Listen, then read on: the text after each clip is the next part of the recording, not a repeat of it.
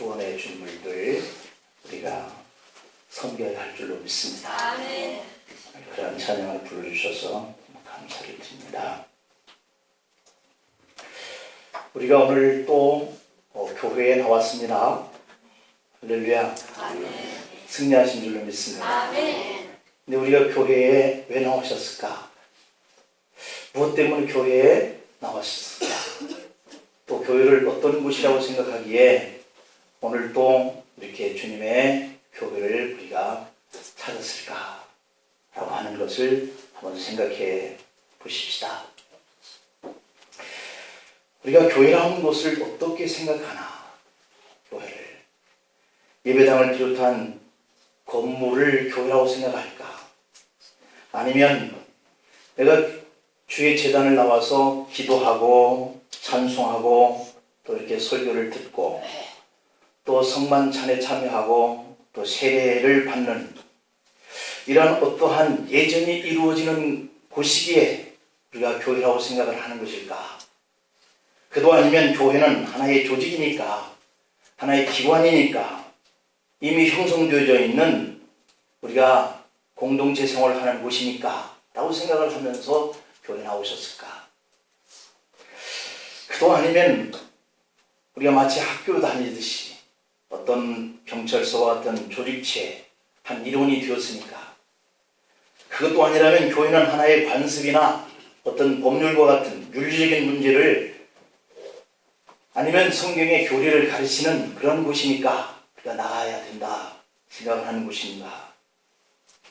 우리가 만약에 그리스도인이라고 한다면 적어도 이 교회라고 하는 공간을 윤리 도덕적인 면 속에서 이렇게 살아 저렇게 살아야 한다라고 하는 것을 가르침을 받는 곳 정도로 교회를 그렇게 생각하고 나왔다라고 한다면 우리는 잘못 찾은 것일 거예요. 그런 곳이 교회는 아닙니다. 교회는 그보다 훨씬 더 본질적인 사건을 만나기 위한 그런 공간인 거예요. 다시 말하면 예수 그리스도가 부활하셨는데 그 부활하신 그 주님을 만남으로 인해서 슬픔과 걱정과 두려움과 염려와 근심하여서 문을 닫아버리고 꽁꽁 숨어버리고 나의 기대치가 꺾여졌으니 나는 다시 고향으로 내려가야 되겠다. 옛날 일터로나 다시 돌아가야 되겠다. 라고 생각했던 그들의 심령 속에 부딪혀진 그 사건, 그 만나진 예수 그리스도, 그분을 만나기 위해서 교회에 나오는 거예요.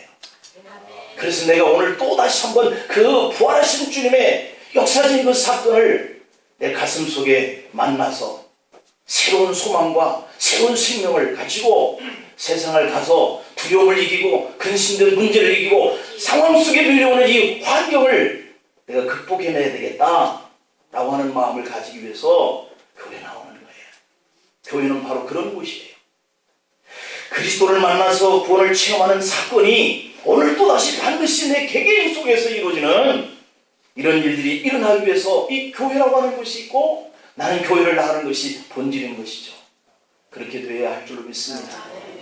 교회 나왔는데 윤리 강의 오늘 설교 잘하는지 또 친교 반가운 사람 만나기 위해서 이렇게 하기 위해서 교회 나오는 공간이 아니죠. 그렇게 생활을 하면 우리가 천국을 갈 수가 없는 상황이 직면할지도 몰라요. 왜냐하면 보여지는 것들이 무너지면 내가 무너지니까. 교회라고 하는 것은 기도하고 찬송하라고 또 성만찬, 세례 이걸 주고 받고 하는 예전 의식을 하는 것만으로 생각을 해서는 안 돼요. 또 그런 것이 없는 건 아니지만 그러나 그런 것 때문에 교회라고 하는 공간이 있고 교회를 나가는 것은 아니다. 그렇다면 오늘 우리 한국 교회는 어떤 모습으로 우리와 세상 사람들 앞에 비춰지고 있을까? 대개 교회 간다라고 하면 건물, 내가 이곳에 이사를 왔는데 어떤 교회를 선택할까 할 때 가장 첫 번째가 그래도 교회다운 건물로 지어져 있고 기왕이면 화려하고 웅장한 그런 건물을 떠올릴 수 있을 거예요. 건물이 멋지면 우리가 다니는 그 교회가 크고 웅장하면 나도 사람들 앞에 비춰질 때 멋지게 보이고 거룩해 보이고 웅장하게 보이고 가치 있는 사람처럼 보이고, 그래서 우리가 그런 교회 찾자라고 한다면 그분도 믿음은 벌써 잘못된 선택의 길을 가는 거예요. 하지만 건물이 아무리 훌륭하다고 해도 사람들이 예수 그리스도와 만남의 경험이 없는 그런 건물을 출입하는 내 자신이라고 한다면 나는 성도라고 할 수가 없는 것이죠. 그럼에도 불구하고 좀 더 나은 건물을 세우려 하는 것은 사람들의 속성 때문이고 사람들의 편리함 때문이고 외향에 맞추려고 교회에서 힘을 쓰는 부분이라고 할 수 있겠습니다. 교회에서 행하는 사도신경과 주기도문, 우리가 멋지게 암송하고 엄숙한 예배에 동참하고 성만찬 예식에 참여한다 할지라도 진실로 내 마음속에서 주님과 만나지는 이 감동이 없으면, 우리 성도로서의 구원의 확신이 없다면 다시 한번 나의 자신의 신앙 생활의 모습을 성찰해 보아야 해요. 불행하게도 현대 교회 안에는 기업 논리와 상업주의가 깊게 침투해서 세상 문화와 이렇게 인상을 짙게 풍길 만큼 그런 분위기화 되어가고 있다는 것이죠.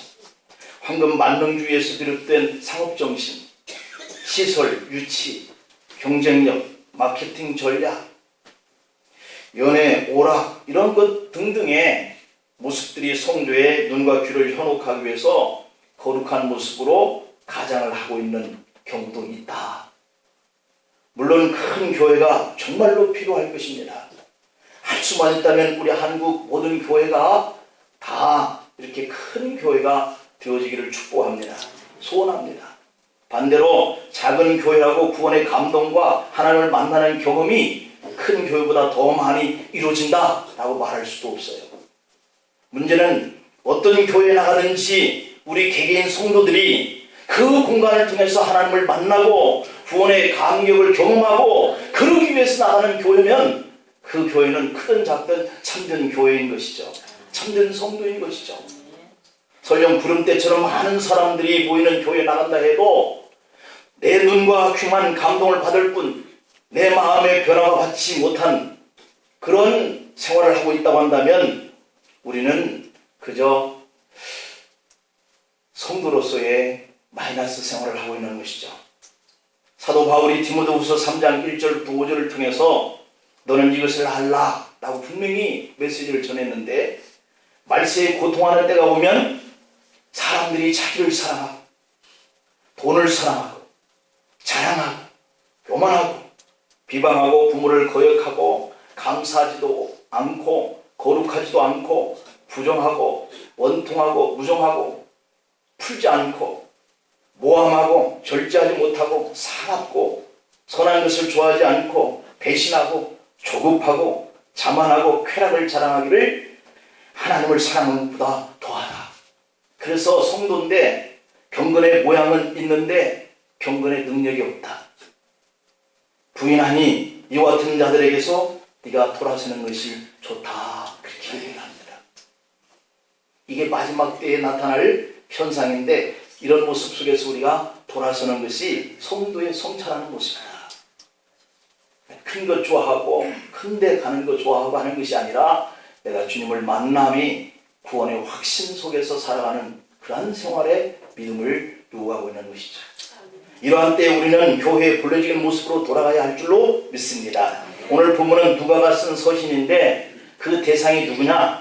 오늘 1절과 2절에 보니까 데오빌레여, 내가 먼저 쓴 글에는 물은 예수께서 행하시며 가르치시기를 시작하신부터 그가 택하신 사도들에게 성령으로 명하시고 승천하신 날까지의 일을 기록하였노라, 이렇게 표현하고 있습니다. 그럼 이 사도행전을 수신한 사람은 데오빌로인데, 데오빌로는 누구냐라고 하는 것이죠. 고대 헬라인들 사이에는 책을 헌정하는 그런 풍습이 있었어요. 그런 의미 속에서 누가도 데오빌로에게 예수 그리스도의 탄생에서부터 교회가 지중해 연안 지역까지 두루 퍼지게 된 그런 경위를 기록한 책을 헌정을 했다라고 이렇게 보여져요. 요즘에도 우리가 논문을 쓴다든지 어떤 책이 나오면 그 책을 쓴 사람은 가장 가까운 사람들에게 그 책을 헌정하잖아요. 이런 것과 같은 유사한 모습이죠. 예수 그리스도가 하신 그 위대한 일을 역사적이고 그리고 신학적인 그런 관점 속에서 기록을 했는 그 책을 이 데오빌로에게 줬다. 그런 얘기가 되는 것이죠. 그래서 여기서 나오는 이 데오빌로라고 하는 그 이름이 가지고 있는 뜻은 하나님을 사랑하는 자라고 하는 뜻이에요. 그러면 많은 사람들이 이 데오빌로가 개종한 지 얼마 안 되는 로마의 유력한 고위 관리였다라는 정도로 생각을 하는 것이죠. 아마도 그는 교육순위 높았던 지성인 중에 한 사람이었고 예수 그리스도와 그리고 그분의 교회에 대해서 관심을 가진 헬라의 한 귀족 중에 한 사람이 아닐까 이렇게 관측도 해요.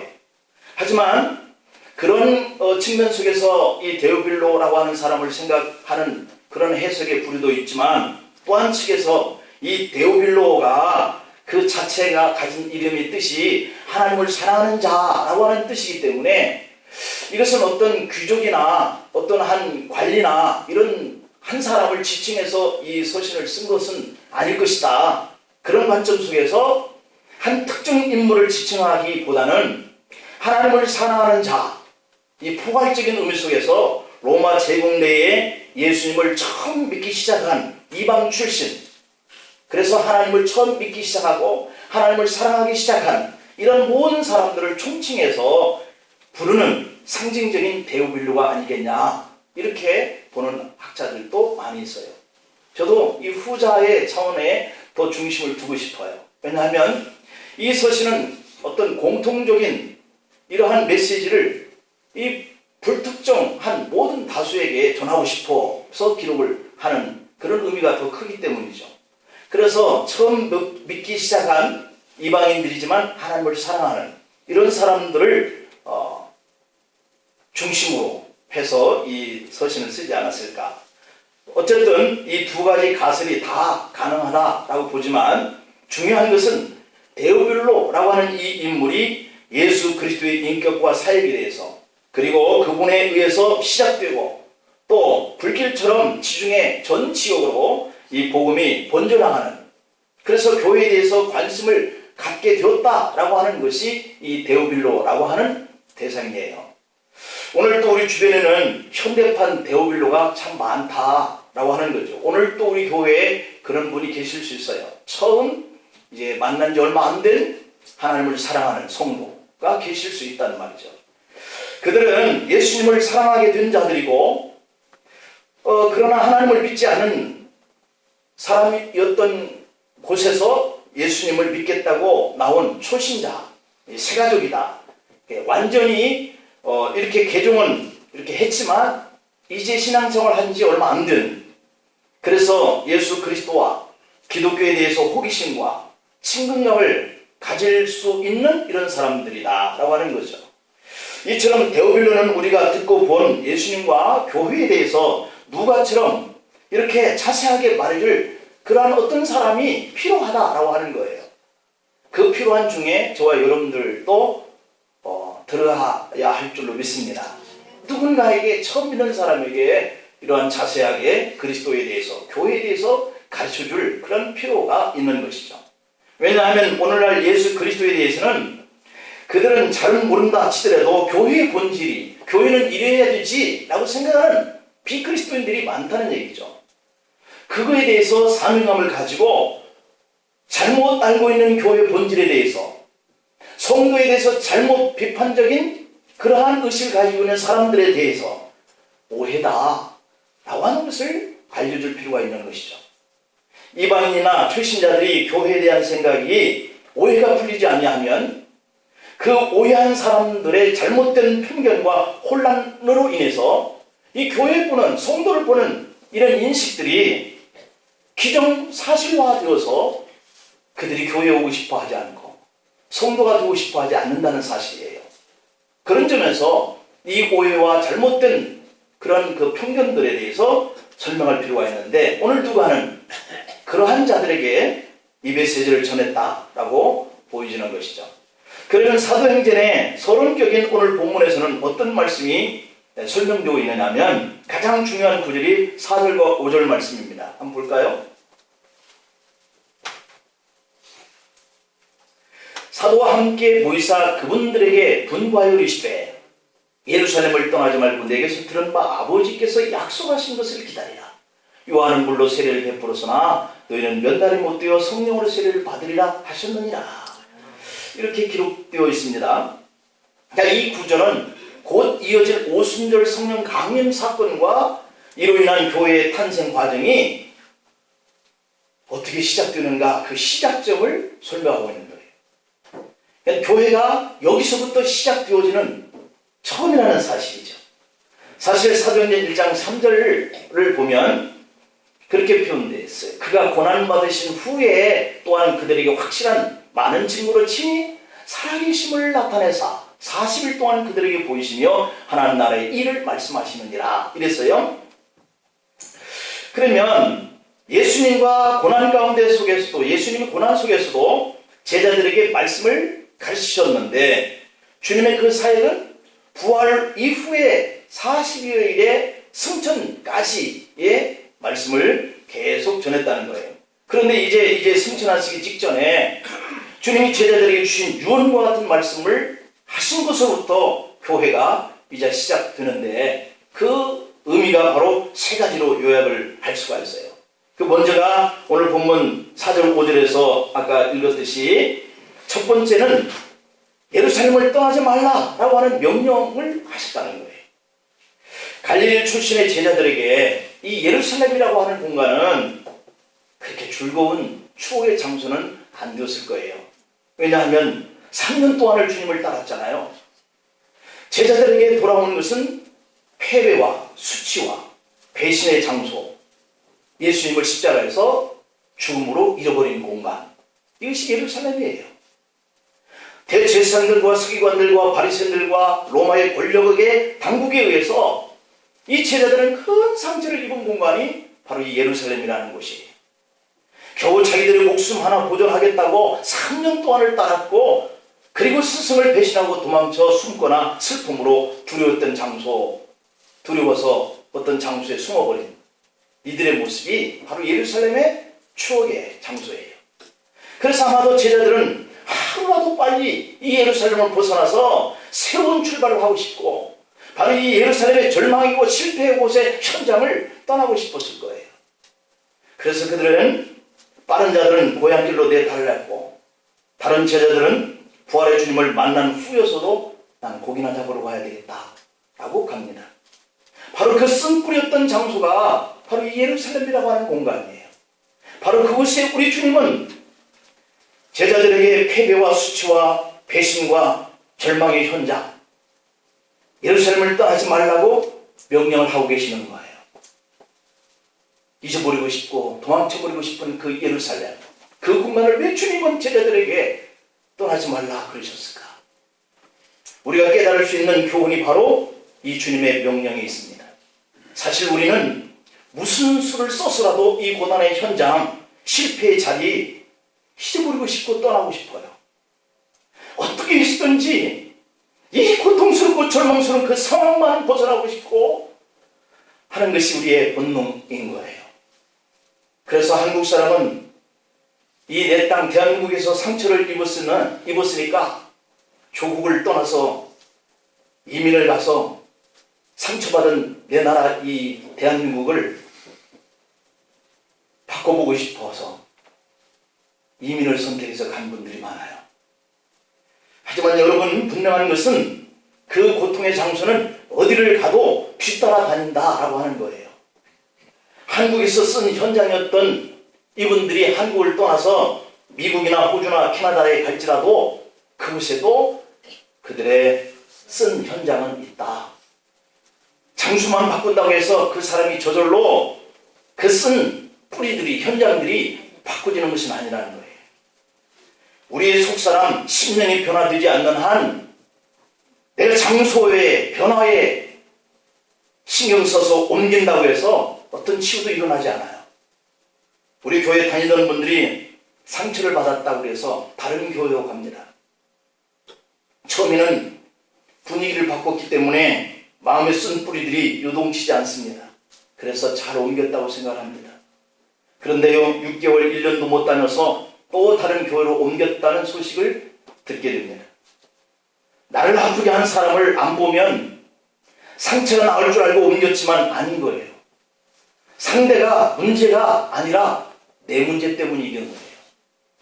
내가 변화되지 않아서 상처를 받는 것이지, 상대방은 상대성이 있어서 내가 그곳에 있으면 또 나로 인해서 상처받을 일이 발생을 하는 거예요. 결혼한 가정이 성격 차이로 못 살겠다라고 이혼을 합니다. 그래서 재혼을 했습니다. 그런데 그 사람과도 또 성격 차이가 발생해서 두 번째 이혼을 합니다. 그리고 세 번째 결혼을 합니다. 그래도 또 세 번째 이혼합니다. 여러분, 왜 이와 같이 이 사람이 세 번씩이나 반복하면서 계속 이혼을 해야 할까요? 내가 받은 상처는 100%는 아니지만 대개는 내 성품 때문에 그와 같은 현상이 일어나는 거예요. 미국에서 이민 목회를 하는 목회자들이 경험을 얘기하는 것을 들어보면 교민들 가운데는 한국에서 상처와 수치를 잊기 위해서 도망치듯이 이민을 하신 분들이 많다는 겁니다. 하지만 아무리 좋은 장소로 이사를 했을지라도 그가 받은 상처가 새롭게 변하지 않는 한 옛날 한국에서의 상처와 기억은 끈질기게 그의 삶의 자리를 괴롭히고 미국에서도 역시 반복하고 있더라는 거예요. 오히려 미국 생활이 고국을 떠난 고독과 외로움까지 밀려들어서 과거적인 일들이 더욱더 예민하게 그들의 마음을 후벼팔 때가 있다라고 하는 고백을 하는 것을 많이 듣는다는 거예요. 사도들도 그랬습니다. 예수님은 고향인 갈릴리로 돌아가서 조용히 기다리라 이렇게 말씀하시지 않았어요. 십자가의 순환과 부활의 영광이 있었던 예루살렘 현장을 떠나지 말고 기다리라 이렇게 명령하고 당부합니다. 오늘 여러분도 마찬가지입니다. 다른 곳으로 무작정 간다는 것이 도피하는 것의 답이 아니에요. 비록 상처와 고통이 있었던 자리지만 지금의 내가 서 있는 이 현장을 떠나지 않기를 축복합니다. 하나님이 약속하신 성령 세례를 받는 것이 장소를 옮기는 일보다 훨씬 중요하다라고 이 두 번째 주님이 명령하시는 그 이유가 바로 그거예요. 내가 상처받은 그 현장을 떠나는 것이 문제가 아니라 성령을 받는 것이 문제라는 거죠. 성령을 받으면 그동안 내가 받았던 상처의 그 쓴 뿌리 하나씩 하나씩이 아물어져가는 거예요. 할렐루야. 그렇게 하기 위해서 해답을 우리 성도가 찾아야지, 내가 여기서 상처받았으니까 다른 데 가면 안 받겠다? 천만에요. 내 안에 있는 그 상처는 패배뿐인 것 같아서 내가 패배의식에 젖어서 살던 아픈 기억인데, 주님의 도우심으로 그것을 하나씩 하나씩 삭히고 내가 용서하고 내가 내려놓고 하는 그런 은혜를 받아야 내가 승리하는 삶을 살게 되는 줄 믿습니다. 여러분의 수치스러운 환경도 영광의 자리로 바뀌어지기를 축복합니다. 성령님은 바로 그러한 내 인격의 변화를 이루기 위해서 오시는 거예요. 우리의 생각의 급선무는 이 장소를 빨리 바꿔버려야 되겠다, 내가 이 실패 자리, 쓴 뿌리 자리를 빨리 떠나버려야 되겠다 라고 하는 것이 해결책이다 라고 생각하지만 성경은 아니다, 성령을 받으라 그렇게 명령해요.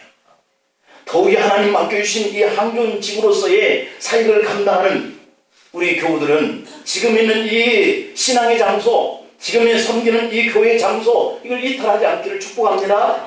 그래서 아픔이 올 때는 자신의 입을 돌아보고 자신의 일들을 돌아보고 하나님의 약속하시는 성령의 세례를 더 충만케 받으려고 애를 쓰는 거기에 길이 있어요.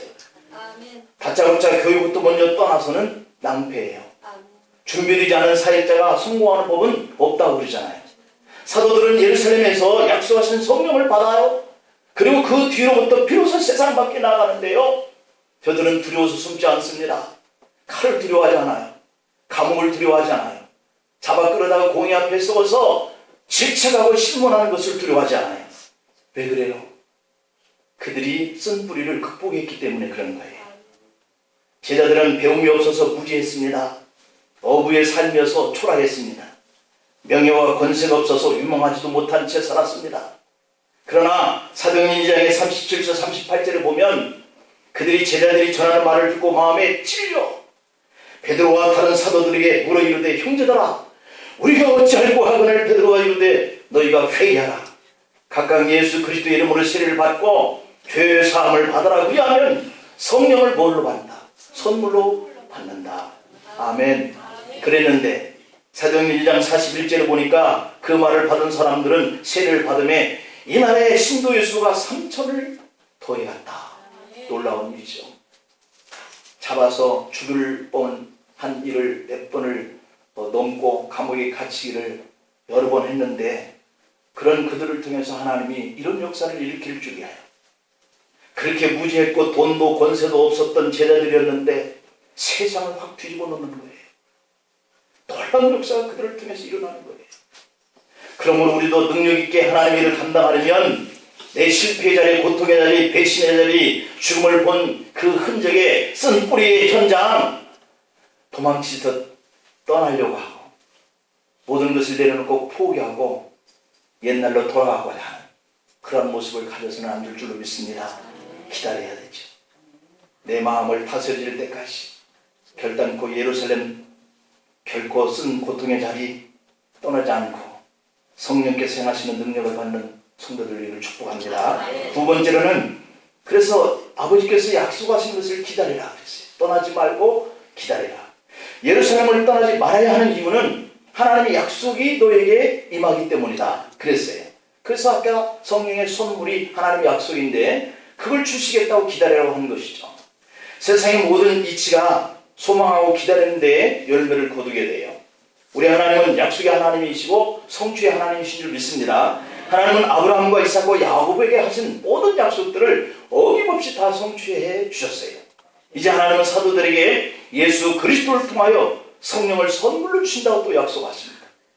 누가복음 24장에 47절로 49절에 보니까 또 그의 이름으로 죄사함을 받게 하는 회개가 예루살렘에서 시작하여 모든 족속에게 전파될 것이 기록되었으니 너희는 이 모든 일의 증인이라. 볼지어다 내가 내 아버지께서 약속하신 것을 너희에게 보내리니 너희는 위로부터 능력으로 입혀질 때까지 이 성에 머물라 하시니 라고 이렇게 명령했어요.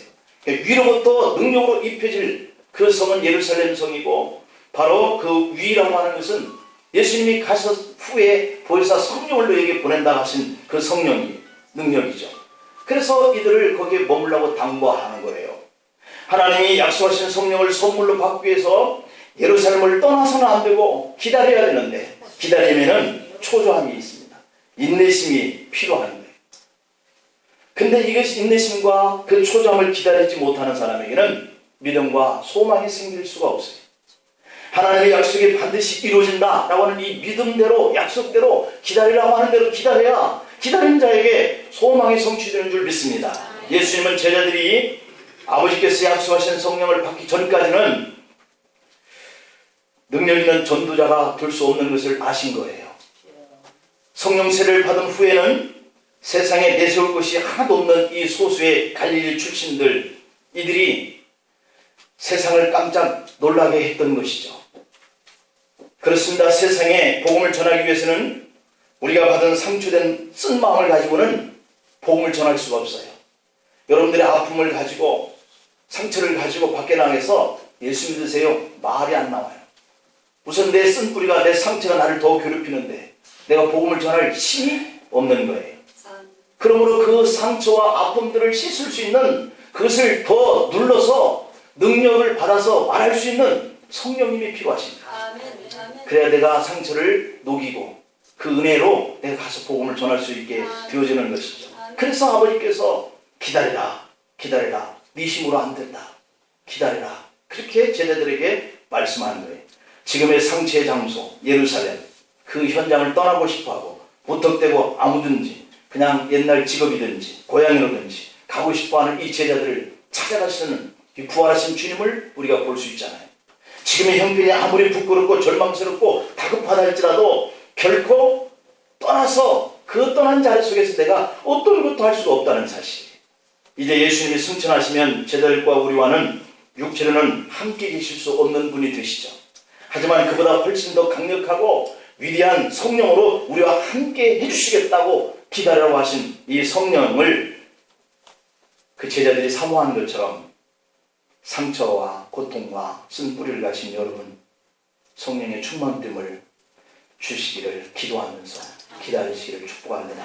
마지막으로 세 번째로 몇 날이 지나지 않아서 성령의 세례를 받으리라 그렇게 약속하시는데, 요한의 세례는 우리의 죄를 씻어주는 물세례였다라고 그랬어요. 그래서 오늘 5절에 요한은 물로 세례를 베풀었으나 너희는 몇 날이 못 되어 성령으로 세례를 받으리라 그랬어요. 여러분, 이 물세례는 믿겠다라고 하면 구원의 표시로 주는 세례니까 누구든지 받을 수 있어요. 성령이 역사하지 않아도. 그러나 이 성령 세례는 그것과 다른 것이에요. 능력이 나타나는 거예요. 은혜가 나타나는 거예요. 마태복음 3장 11절에 보면 나는 너희로 회개하기 위하여 물로 세례를 베풀거니와 그래 분명히 얘기하고 있고, 내 뒤에 오시는 이는 나보다 능력이 많으시니 나는 그의 신을 들기도 감당하지 못하겠노라. 그는 성령과 불로 너에게 세례를 베풀 것이다 라고 이렇게 얘기하고 있어요. 물론 예수님을 영접하고 회개하고 구원받는 이 외적인 표시로서 물세례 받는 것도 중요하죠. 그러나 이 물세례를 받을 때도 성령이 임재한다 라고 말할 수 있어요. 하지만 사도행전에 기록된 오순절 성령 세례는 이 물세례와는 전혀 다른 체험인 거예요. 과거에 비길 데 없는 놀라운 성령의 권능이 임하는 거예요. 그래서 교회가 생겨난 거예요. 이때부터 교회는 성령의 피조물이고 성령은 교회의 창조주가 되는 거예요.